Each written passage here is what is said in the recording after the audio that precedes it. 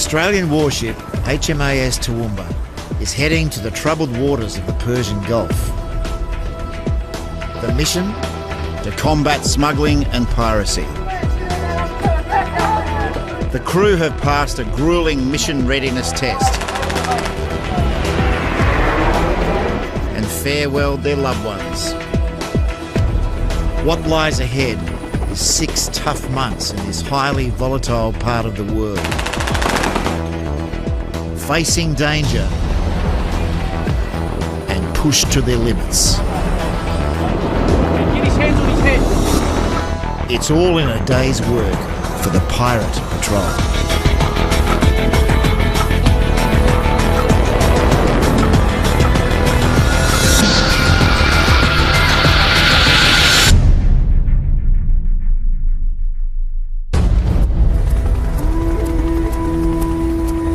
HMAS Toowoomba is the first Australian warship to join a US-led combined task force tackling the growing problem of piracy in the Persian Gulf region.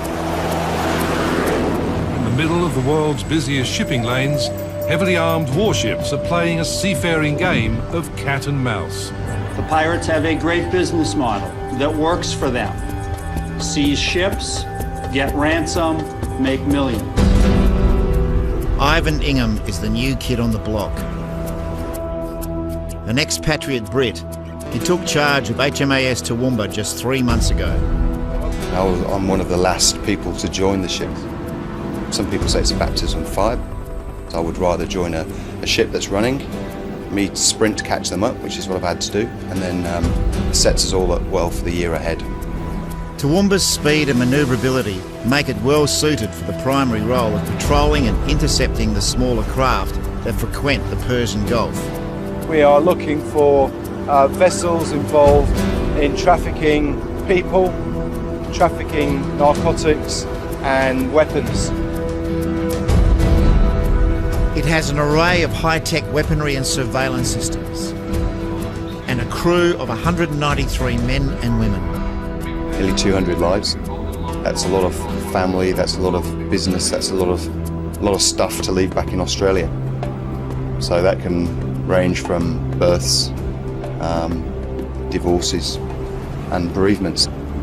Things will happen while we're away and that will require careful management.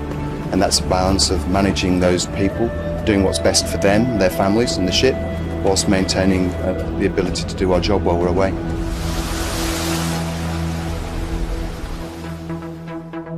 The ship left Australia 10 days ago and has travelled several thousand kilometres.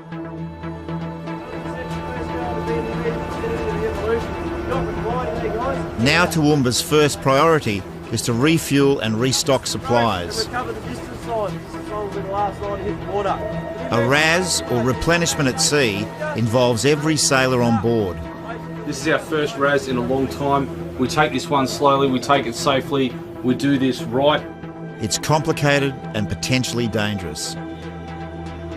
For the next 2 hours, Toowoomba and its supply ship will travel side by side about 50 metres apart, connected by cables and high-pressure fuel pipelines. Confirm race course 315. The supply ship is nearly 10 times the size and weight of Toowoomba. Both are several thousand tonnes of metal, containing high explosives, fuel and toxic chemicals. Yeah, 52 was holding us there. We're about 10 yards astern. The close proximity of the vessels creates high-pressure zones in between, which can force either ship off course into collision with the other. There's no gentle blows if we go alongside that ship. This ship will be damaged very badly, maybe catastrophically. One wrong move here could spell disaster.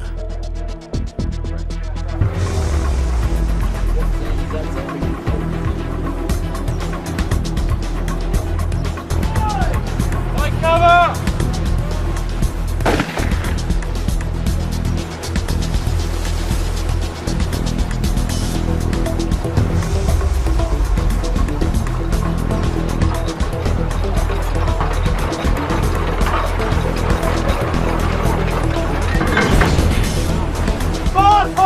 Okay, pass stop hubbing, have to stop hubbing. Now the ships are connected, the pressure is on. Increase pressure.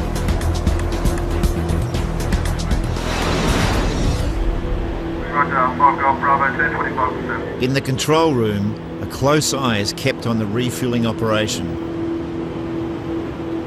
This is the heart of the ship. The engine, power supply and water are all run from here. We have taken on exactly 125 cubes. We have taken on 125 cubes, 60 cubes remaining. Nearly 300 tonnes of diesel and helicopter fuel is pumped in at around 6 tonnes per minute. 44.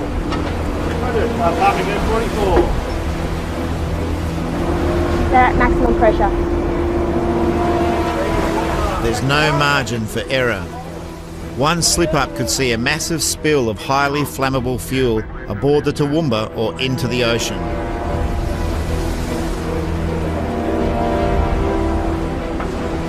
The bridge would like us, in most occasions, to do this as quickly as possible, and they want to know when they're going to be ready to break away. 30 cubes, 30, 60, 90, 3 minutes, 15, 17 and a half minutes. There you go. Estimated time left of refueling is 17 and a half minutes. While that's going on, the helicopter brings in the food and other supplies.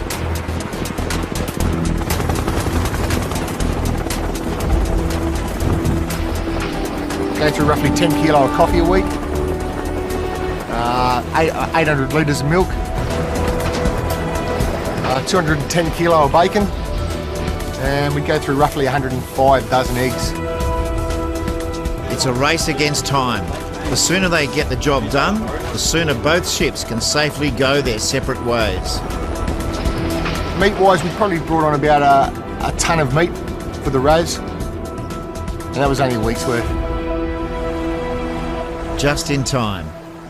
The refuelling operation is winding up.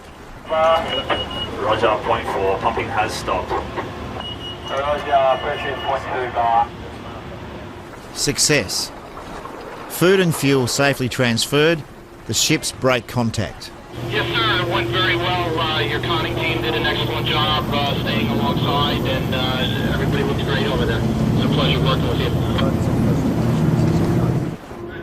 HMAS Toowoomba is now restocked and ready for action. And now that job's complete, so we're going to hightail it up into the Gulf to start our work for the next 6 months. Toowoomba's anti-piracy patrol covers nearly 3 million square kilometres of ocean, approximately a third of the size of the US. It's a busy international shipping zone, also populated by smaller fishing and cargo boats from neighbouring Somalia, Yemen, Iran and Pakistan. This route that we're sitting on is a particularly notorious route. There's an expectation that we'll contribute to promoting security of the sea lanes in and out of the Gulf, making sure that the ships carrying oil and trade are able to go out their business without being interfered with. One of the main security tasks is to board and check any vessel suspected of smuggling or piracy. Regular, realistic training is essential. They don't know whether the reception they get will be friendly or hostile, so these guys need to be prepared for anything.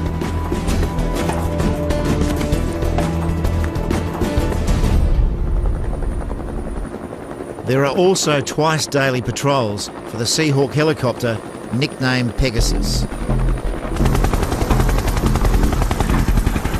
The chopper is central to Toowoomba's role. It can fly up to 200 kilometres away to take a closer look at unidentified craft that show up on the radar. David O'Toole is the man in the pilot's seat. As we locate a vessel, we'll give its position, its time, its tracking, and then we'll take imagery of it. And the sort of imagery we've got is on the front of the aircraft, we've got forward-looking infrared. It sort of enhances our visual range. and then once we pick up the contact, we'll come in for a low recce. Pegasus is also used to assist boarding operations.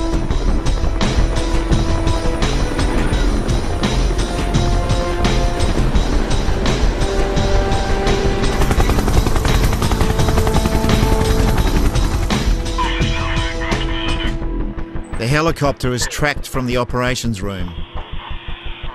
This is the brain of the ship, housing the radar, surveillance and communications equipment. When a ship goes to war, that war is usually fought from here. FCO PWO, do you want to get him on camera? Adrian Scott is the Principal Warfare Officer, or PWO. It's his job to make sense of all the information, intelligence and signals on his screens and in his headphones.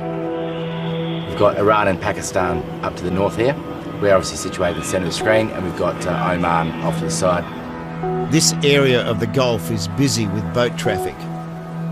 Ops Room has to try and identify who among them are the bad guys. Off to the far left, we actually have what is a red track. That's a suspect track, so one which we're more interested in. Intelligence received from Pakistan has identified a dhow or fishing boat suspected of being involved in smuggling. HMAS Toowoomba is called in to investigate.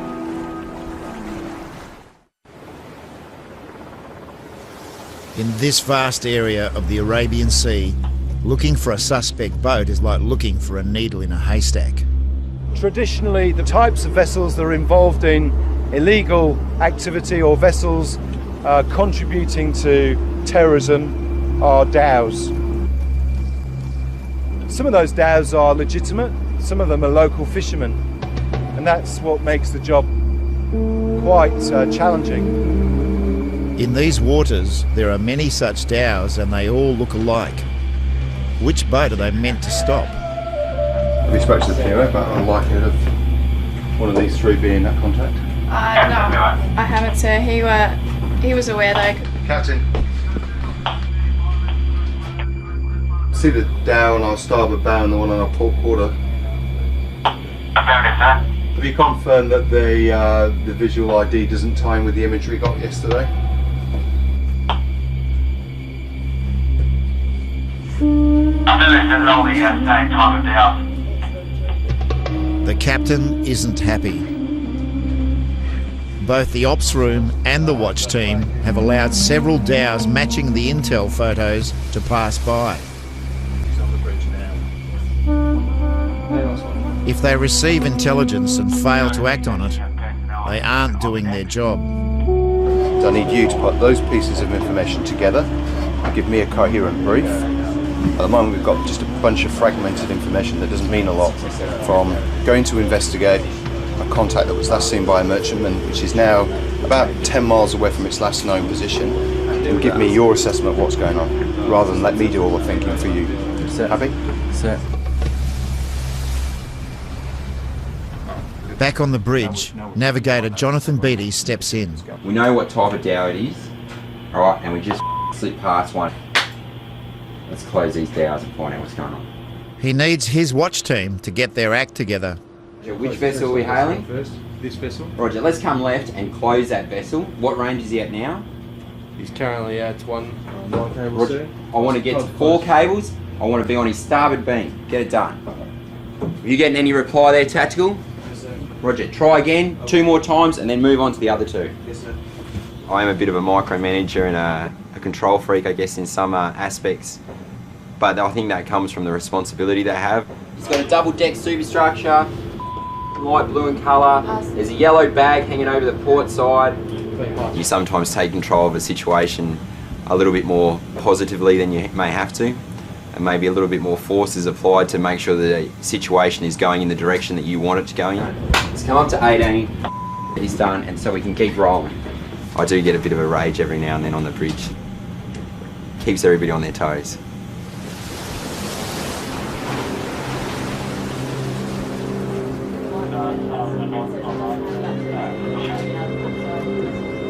Under Nav Beattie's guiding hand, the Toowoomba is back on track and prepares to intercept the boat they hope is the suspect dhow. Vessel on my starboard quarter, this is Coalition Warship 156. Bear shark, be pitching. Bear shark, be pitching. The fishing boat is not responding to radio contact, so HMAS Toowoomba is sending out a boarding party to investigate.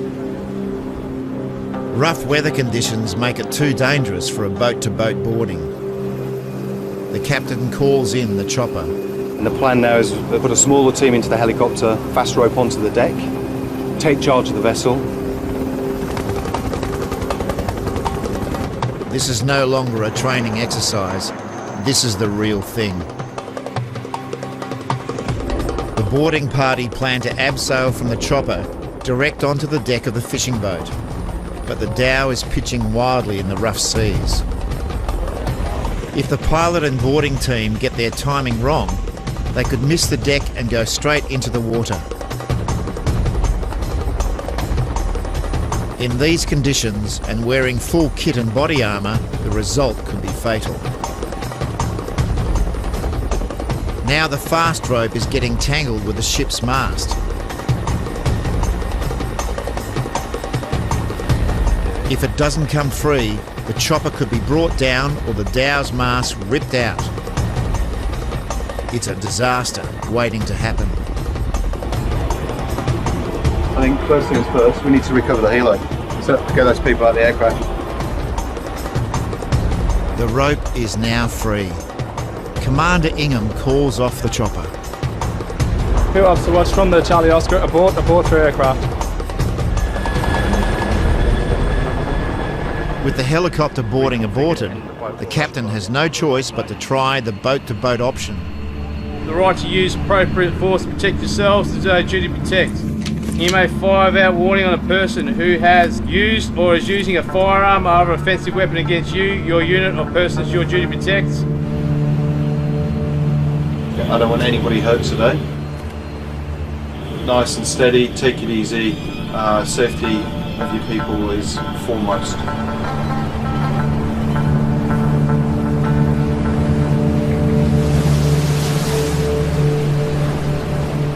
The rough sea conditions will make boarding particularly difficult and dangerous. Stand by outside, we're doing boarding.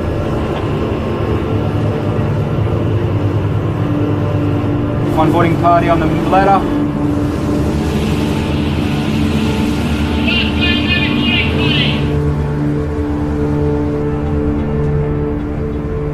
The boarding party have made it onto the dhow.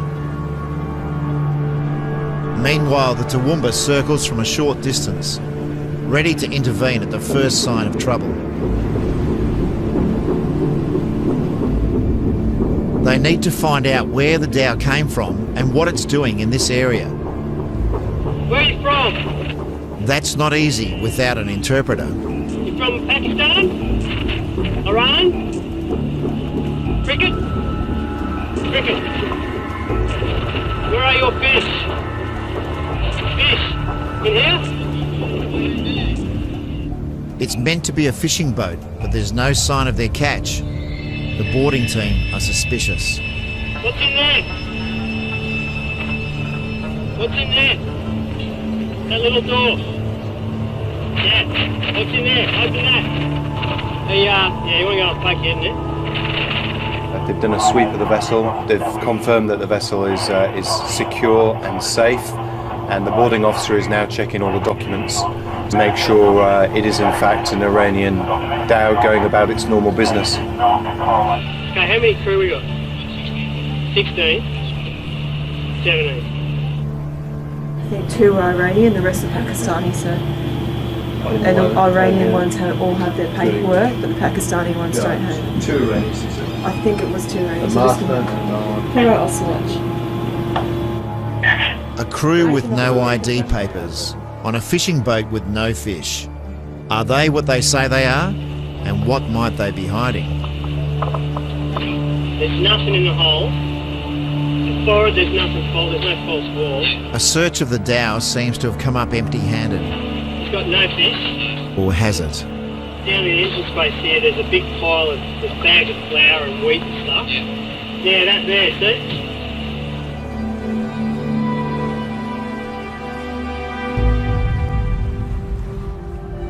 Is it flour or narcotics?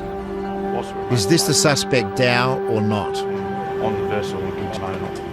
As Australia's naval representative in the Gulf, Commander Ingham can't risk being wrong on this. How do you want to play this? This guy's got any testing kits on them? Don't believe so, sir. No. It's easier to pass a bag into the rib, we'll bring it on board and we'll test it. A sample is brought back to the Toowoomba for testing.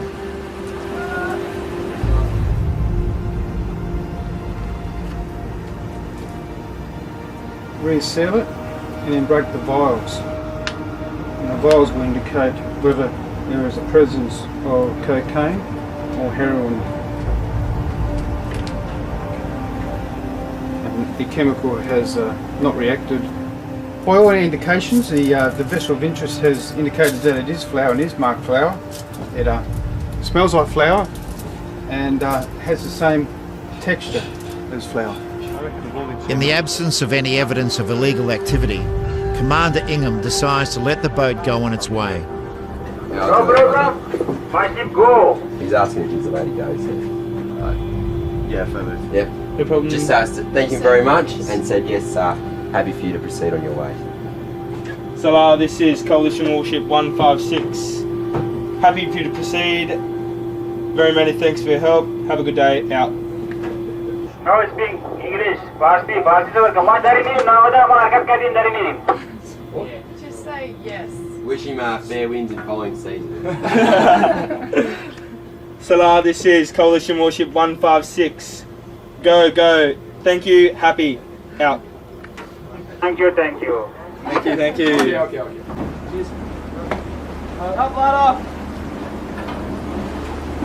Yeah, obviously there's lots of contacts and tracks out here in the area that we're surveying, so we were able to determine that that wasn't something we were interested in, but it was a good opportunity for just to check our internal procedures and processes and, you know, refocus everybody at the task in hand. And we always like to learn lessons, and every time we do something we learn how to do it better, so it was actually quite a useful exercise to go through.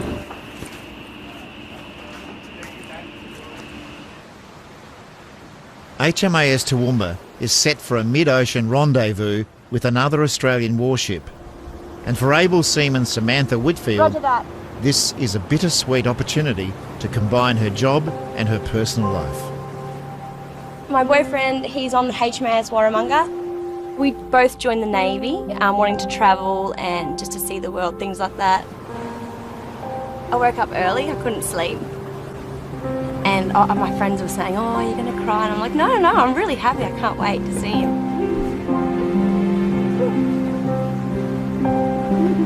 This brief encounter is the only time they'll see each other over a total period of 12 months.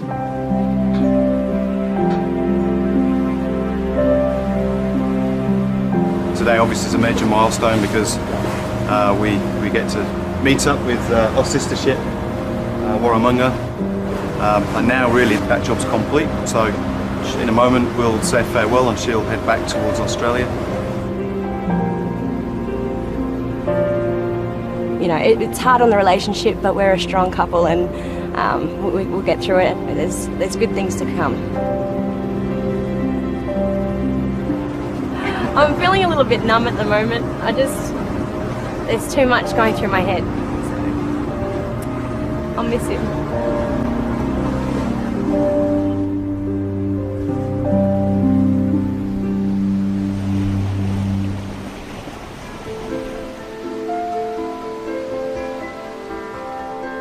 Toowoomba has been at sea for just over a month. They're a long way away, but the crew's thoughts are never far from home. Most of the girls have pictures of their family and friends on their locker or in their racks. Just to say hello whenever they miss, They're usually up on the bulkhead. I'll bring you some good news. Your lovely partner is about to go into labour, and I'm expecting you to be her father tomorrow morning. Great, thanks sir. Amy has gone into early labour and is expected to undergo caesarean tomorrow at 11:30 a.m. This is 2 days earlier than expected. That's awesome. Right, congratulations Rob. Thanks sir. Cool mate. I'd say the beers are on you, but... For Simon Howard, leaving behind his wife and newborn baby daughter is particularly hard. Very good. So I've been in the Navy for over 16 years, so deployments are not a new thing for me, but deploying with a young family certainly is. It's still weird, it still feels awkward, and you know, with the pictures around, I look particularly at that one just there with her in my hand. It's every time I look at that, I think that what I miss the most is just her touch. But yeah, I miss her. I really do miss her. Simon is the XO, or second in command. 2 Echoes in 0 for evening round, sir. Leading Seaman Williams reporting. Very good. Evening, gents. He runs the business of the ship on a day-to-day basis. One of his key responsibilities is morale and discipline. My role is definitely the maintenance of standards on board, and so I work hand in hand with the coxswain and indeed the ship's warrant officer to make sure that the standards are maintained throughout the ship. I have to make sure that everybody's in the right place at the right time doing the right thing.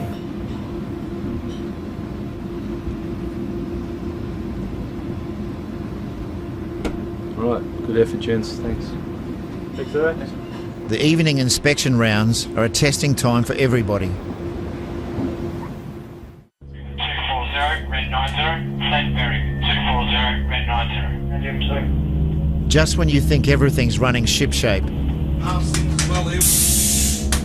a fire hydrant has burst, causing a flood and power cut below decks. Yep, go down that way, check it, make sure there's nothing up to it. Don't open the Charlie hatch yet. I need you for the salvage pump. Let's get some more ships dumping in the middle. Good to go, go. Water and foam is swilling about in an area with high voltage power boards. I need to shut it down.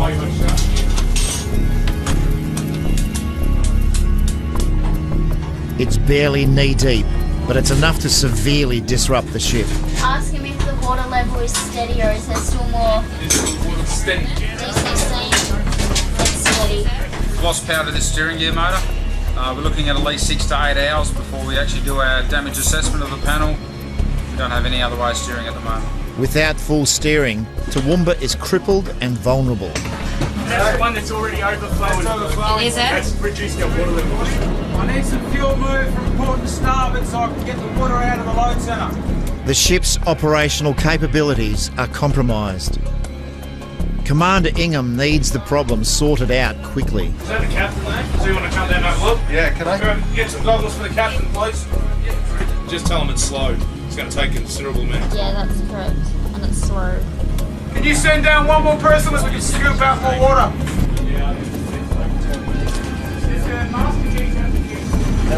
There's not much water left here then, it's just foam. Yep.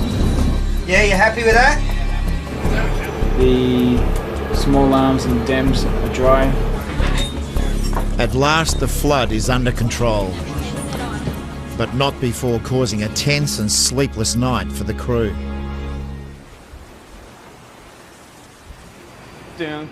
Leading seaman Adam Baskett has spent most of the night helping to contain the flood. He's an old Navy hand. For lack of a better term, is my home. Last year I was away for about 10 months, so it's a home away from home. And he's always in the thick of things. What's that, mate? Diddy, take charge of it! Get off! Get off! Get off! Get it sorted. All sailors are subject to random drug testing. Today it's Basco's turn. Okay, have you done one of these before? Nope. No? Alright, what it is, you were randomly selected, so the commanding officer has signed off and approved the testing today. So that's that sheet of paper, if you want to have a quick look there. Sweet. No questions you have? Let's do it. Today what we're going to be doing to start off with is we've got 5 containers there. You can pick anyone you like. Eeny, meeny, miny, mo. Look at your eyes, look at your eyes. I'll take that one. Do the do. Get ready to listen. There you go.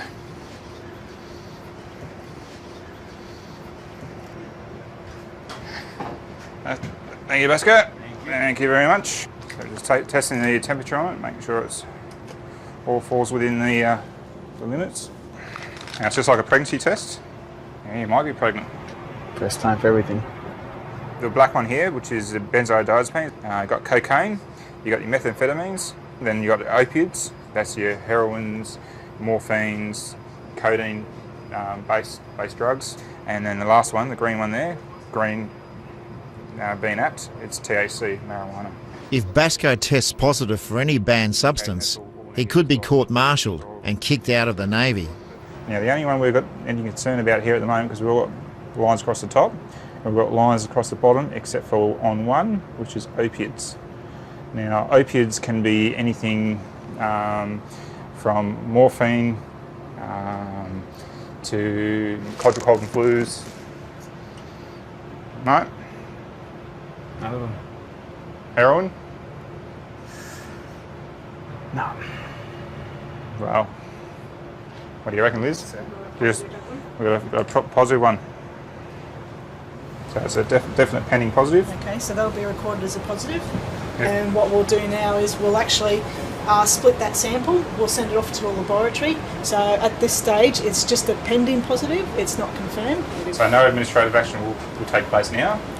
It's just a pending positive until a result comes back from the lab saying it's negative or positive, and they should be able to give us a more definitive result on what you took, how much you took, and give us a rough time on when you took it. If that positive result is confirmed by the labs, Basco is in big trouble. Just got some more paperwork to fill out, and we've got more jars we have to fill. All right, cool. You rigged it, didn't you? This isn't cool. Did you rig it, really? You know, this isn't cool. You're all a bunch of Yeah, you said it. Here I am trying to be professional, winning an Emmy. These are making me out to look like a drug addict in front of my mum.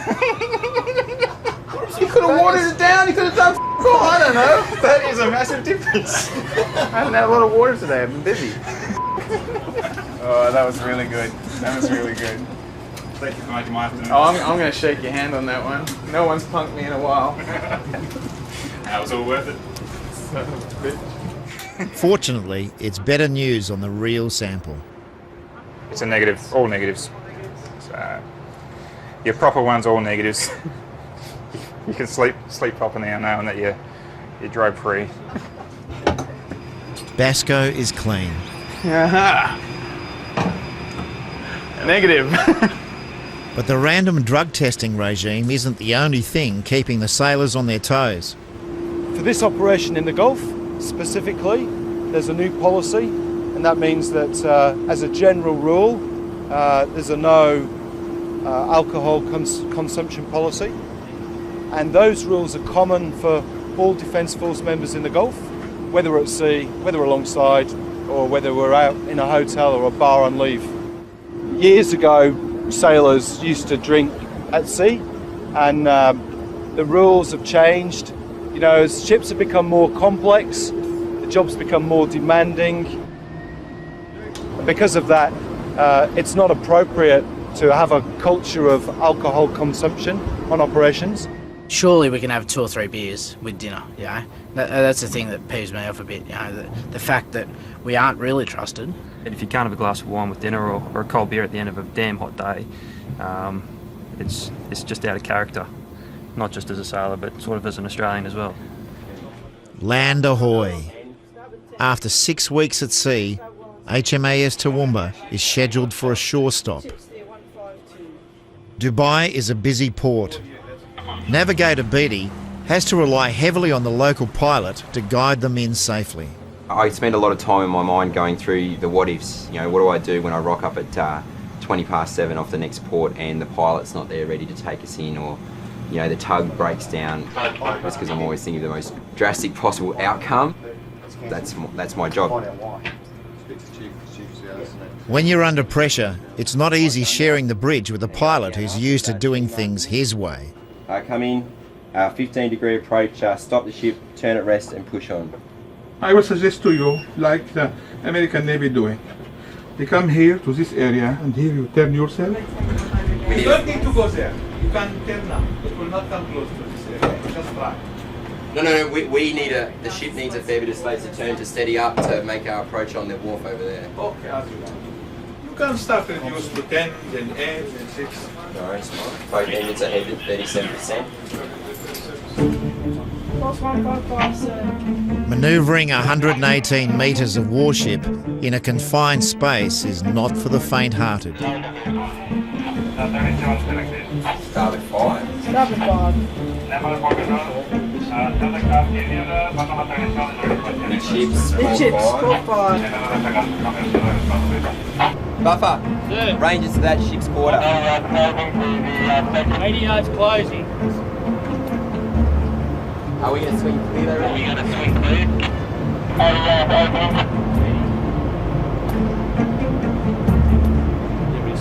Roger. Clear now. Opening.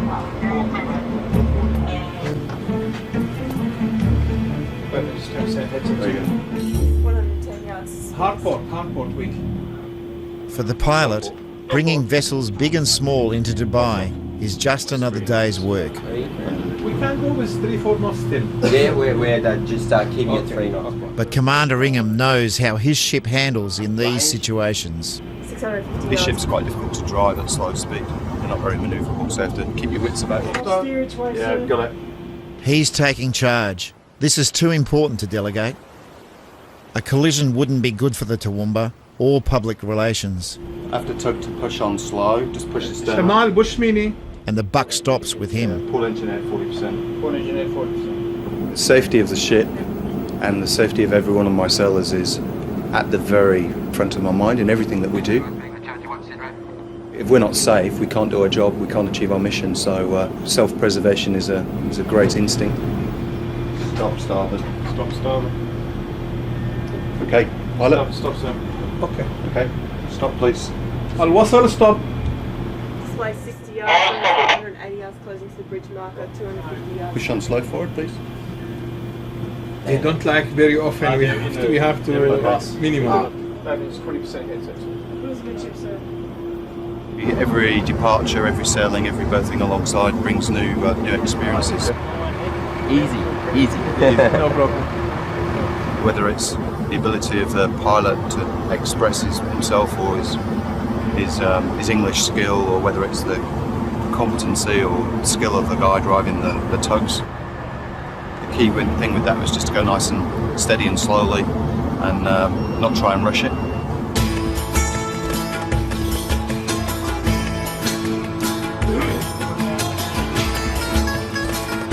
For the lucky few, it's time for a well-earned break.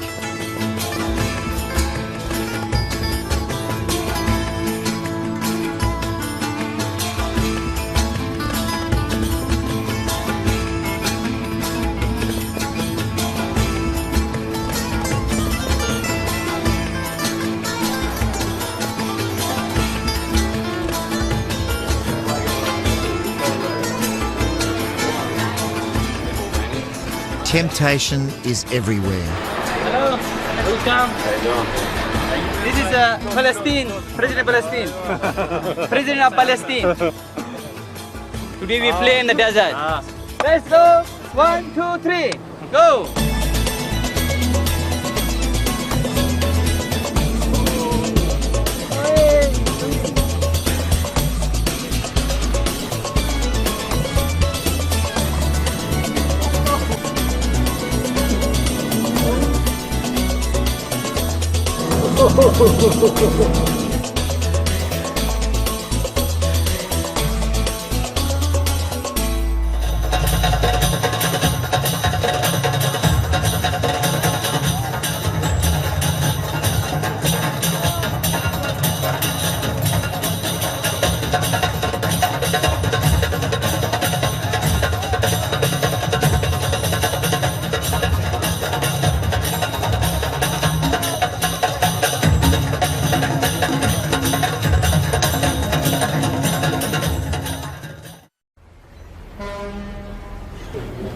Playtime is over.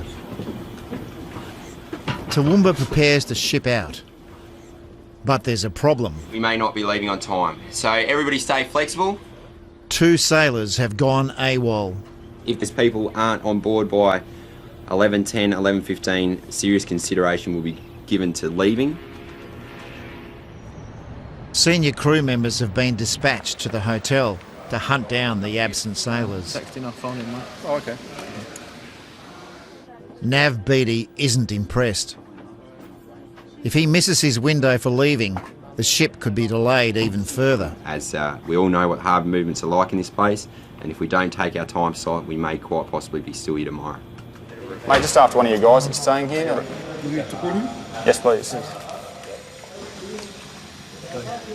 Hey mate, it's Peter Micklejohn. 5 to 9. Can you duck down here, mate?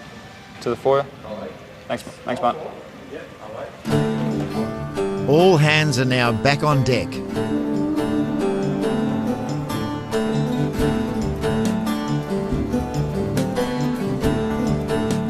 Toowoomba is on the move.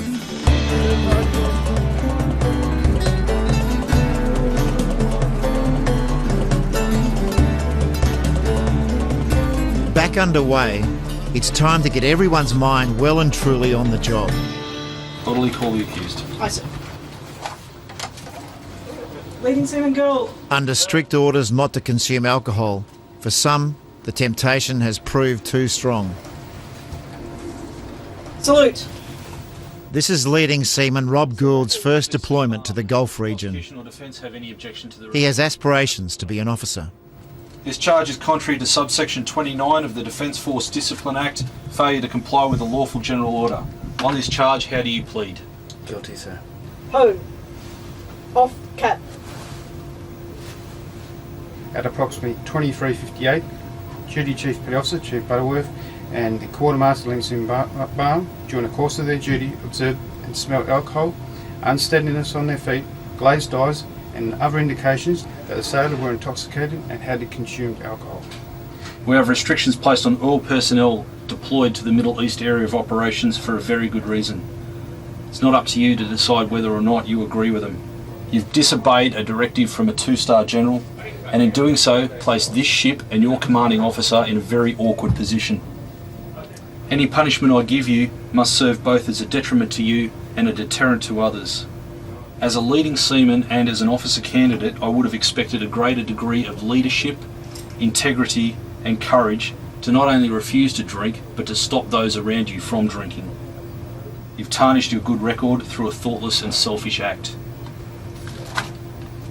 In relation to the charge of failure to comply with a lawful general order, I impose the maximum punishment that I can, 3 days fine. On, cat. Salute. Right turn, right wheel, quick march. They were told well before we left Australia. Basically, this rule's in place because there is a heightened threat in the Middle East. We're on an operational footing. Get it up there, this is what we're waiting for! They're being watched all the time. We're actually leadway. Their behaviour, the way they relate to each other. Come on, boys! I'm rooting for you! And Dom takes a big hit, Dom! Their conduct at all times. I'm conscious of that, and they're conscious of that. It's not nice to shoot the puck at the commentator. Ladies and gentlemen, no pucking at the commentator. Go, Megan! Chop him down! We've got to keep the team focused, and we've got to keep them motivated, and making sure that when it does get busy, because it can change at a moment's notice, you're ready to pick up your game and respond.